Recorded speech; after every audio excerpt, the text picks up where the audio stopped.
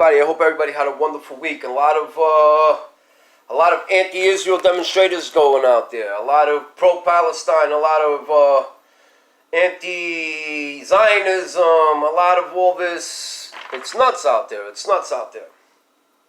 So I've been getting into the book, and this is the commentaries of the Rebbe, the translations of the Rebbe, and everything that he says for the security of the land, for the land of Israel. See, the book is right here. The Lubavitcher Rebbe, Melech HaMashiach. So, I got to a certain page 64 in this book, and it starts off in the title of this chapter, Crusader nations of today once again wish to destroy us, but this time under the mantle of making peace. Peace, this is the word that they're going to use to want to take over, to want to take the land of Israel. We have to secure our borders, and in order to secure our borders, you got to stop giving away the land of Israel, because the borders of the land of Israel is the safety of Israel. And the more you give away a piece of the land, the more closer they come into those borders, the more dangerous. You can see with the rockets being fired over Israel, with the alerts going on every day, we're 1% of this world. In the entire world, on all the land that we can walk on, Israel is just 1%, very, very small. So let's just get into a little bit of the commentary over here. 140 representatives of the nations, which is the UN, gather and speak futility, arguing that they cannot tolerate the injustice, just like those who marched in the Crusades. Today, these are the descendants following in the same footsteps, not only in thought and in speech, but also in their actions. Now, he's talking about, as in the past few weeks, of what was going on in Israel back in, let me see when this was written, back in May 25th of 1978. And basically, we go right now and mentions a little bit of commentary about Rashi, the words of our prophecy for our times by Rabbi Shlomo Yitzchaki. And this is an acronym of Rashi in the year of 1040 to 1105. Rashi begins his commentary on the first verse of the Torah, the very beginning of our discipline and culture, of all our discipline and culture. Quoting the Midrash, that the day will yet come when the nations of the world will claim that the land of Israel belongs to them. They begin gradually, first claiming their right to one piece of land, which, as you can see, every time you give them a piece of land, like Gaza, they're going to want more. They're going to want more. Then they're going to be claiming that they need another piece of land that belongs to them. And then more land belongs to them. So Rashi therefore starts his entire commentary in the beginning that we should know a halachic legal decision of the Torah, that the time will yet come when they will not openly claim that they intended to steal the land, that they intend to harm the Jewish people. This has been consistently going on. It's not anti-Israel, it's not anti-Zionism, it's just harm to the Jewish people. They just want to destroy us. But to the contrary, they argue that we are upright people and we are righteous people. We are in pursuit of peace. This is what the nations of the world are saying. And as you can see, they're saying these so-called terrorists are a peaceful nation. And what they're doing is that we're oppressing them. We're occupying the land. And as we can see, this is, and they think that by protesting and what they do, they claim that they're peaceful people. And they say, all we want is peace, but peace can only be built on justice. You Jews are thieves. You stole the land. This we see for today before our very own eyes. We see this today with our very own eyes. This is written here. Okay?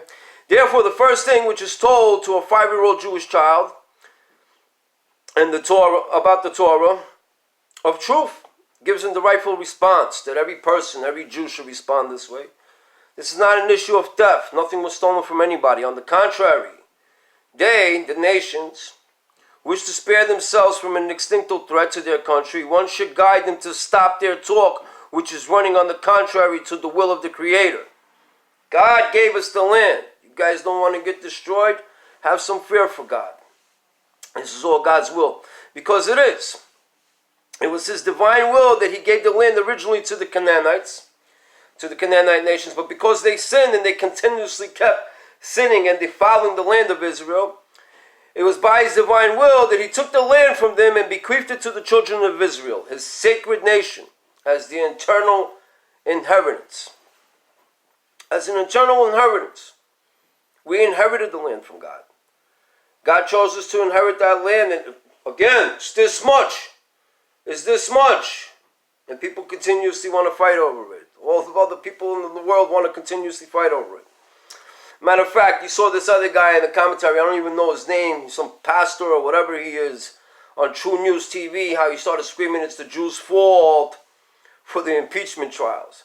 And then on the other side, everybody's screaming it's all the Jews, it's all the Jews, it's all the Jews. So as you can see, they're all together anyway against the Jews, non-stop. It's always going to be the Jews' fault. So people, stick out with your gut and do what's right. Support one another. Jews unite. Jews unite. It's the only way we're ever going to survive. Because ununited, God will bring down his hand of wrath. Just like he destroyed the first temple and the second temple. Because us Jews didn't get along because of our ego. And our stupid heretics and politics of everything that was around us. We have to work together. It's the only way we're going to survive. Next paragraph. When is that the Jewish person's response is totally ineffective? Okay, this is very important. When this rebuttal is not given. In your rightful will. It is our inheritance, the land of Israel. Every single Jew has a piece of that land. We're all a part of that land. The government of Israel begin to invent their own answers, knowing full well that they are saying is not being accepted because their response are not truthful. When we start answering in truth, then everything will be accepted. When the truth is heard, it is accepted. The land of Israel sprouts truth. And in the face of truth, everyone will become submissive. They will back up because it's the truth. The Torah is not a lie. We have seen something astonishing. We have seen all the false responses which the Israel government has given. Yet this is an honest and true rebuttal is sold to the response which until the same time they are ashamed to give. They are ashamed to give the fact as a response to the world that we inherited this land by God, by the Creator. Trump, thank you. Thank you. Thank you for recognizing the Torah. Thank you for showing, thank you for making Jerusalem capital again like King David did. Thank you for fulfilling it. And a lot of Jews should learn from your example on how to treat Israel. Moving on. This is the extent of the darkness of exile. People, we're still in exile. We're not going to bring Mashiach until we all unite and until we all speak the truth of Torah. Then there comes along those very same confused people and claim that they are walking along the path of justice, which is the lefties that we have, the Jews that are screaming and saying Kaddish for Ababa Babi, whatever his name was, that just got killed by that wonderful dog Conan. At least Conan got a Medal of the Award for that. Everybody give it up to that wonderful dog. The truth will lead to peace. God says that by offering those responses, you are turning a Gentile into a thief, heaven for friend. We're making the Gentiles sin against us because we're not giving the right response to them, who Israel belongs to. And they all know the truth, but we have to repeat that truth. These Jews are so personally insecure that they cannot bring themselves once and for all to publicize to all 140 Gentile representatives and tell them, we are telling you with absolute clarity the truth, which has been printed and published centuries ago in one country, then in the second country, and so on. And upon this truth, we all have been educated over the centuries that in the beginning, God created this world. That has been the first premises of our education given to our children. Now Rashi wrote his commentary on the Torah, even for a child of 5 years old to understand, for a child who lived in the times of the Crusades when terrifying slaughters took place, as in the times of Germany. Same thing went down in Germany. The Crusades took place in Germany and France and more. Comes along Rashi to tell a child, if you intermingle with the Gentiles, should a Gentile accuse you that you stole the land? Rashi says, do not invent your own answer, but tell them what is written in the Torah. Tell them what is written in the Torah. Listen to your prophets. Listen to your prophets. God, who recorded his mighty works in the book of Genesis, it's what was. He bequeathed the land of Israel to the Jewish people. God gave us the land. There's no other response. There's no other answer. Now, since the Torah states that this response you should give, there is no shadow of doubt that this response will be successful and will be accepted. May 25th, 1978. This is the Rebbe. Okay? When do we stop listening to our prophets?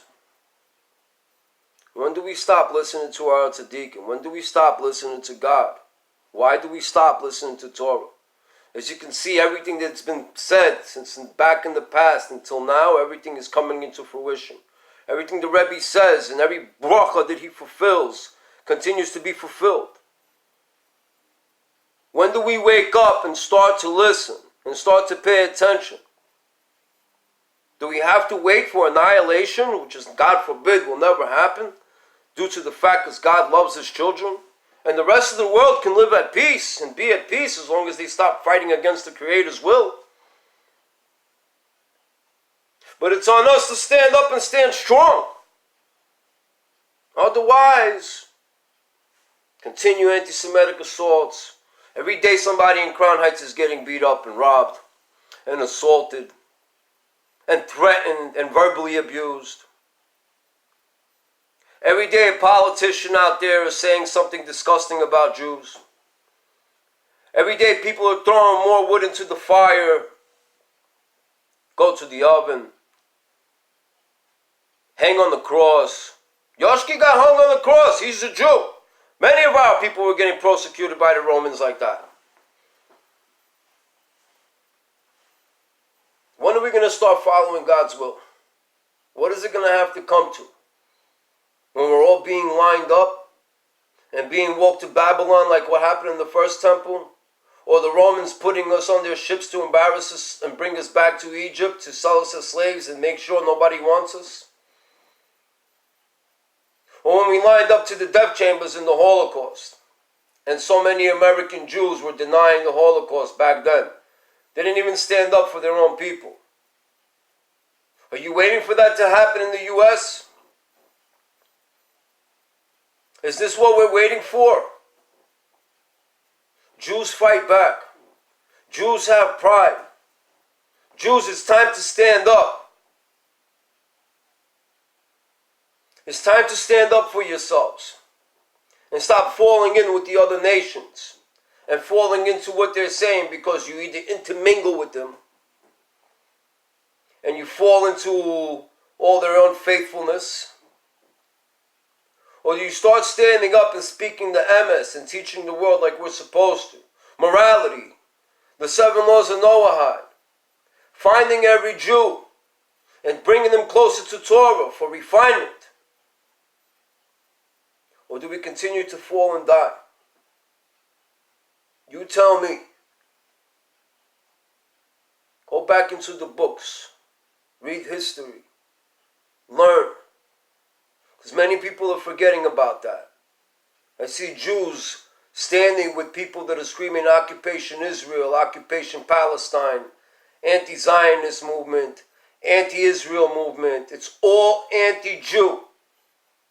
You know, my friend told me the other day he took a DNA test. The Ancestry.com came back 100% that he's a Jew. His wife came back 85% that she was a Jew because her grandparents, the grandmother was Jewish, intermingled with a non-Jew, and that's what made her 85%. So no matter what, if you have any Jewish DNA, because especially in this world, as you can see what's going on, if Hitler had that power, you would see a lot more dead. A lot more dead. Now that you know that you can go to Ancestry.com, no other faith No other religion does it say that you're Jewish in there. Go get tested. It's not going to say you're Christian. It's not going to say you're Muslim. It's going to say you're 100% Jewish, or it's going to say a percentage of Judaism you have. Look it up. So now I want you guys to realize this and know that God forbid it comes down to that time when they're going to start taking everybody's DNA and putting you on a list knowing that you're a Jew. Even if you have that 20%, 30%, 5% of Jew in you, you're going to be counted as a Jew to them. Remember that, people. The world is in our hands. And it's in our hands to stand up and be Jewish and be proud Jews. And not be against the land of Israel. It's a blasphemy. It's a blasphemy. Wake up, people. Wake up. Because this is what's going to happen. Don't be anti-Israel. Don't be a self-hating Jew. Look at Bernie. Disgusting. Look at all these other Jews. Disgusting. A bunch of capos out there. Yeah, Torah has a lot to do with politics. Because we see it now. And as our prophecies and our tzaddikim told us, it's all coming into fruition, into the end of days. And in order for us to fulfill our getting back into the land of Israel, to get out of exile, we all need to start fulfilling our mitzvahs and doing what's right. And the first thing is unity. Ahavas Israel. Am Israel Chai. Everybody have a blessed day.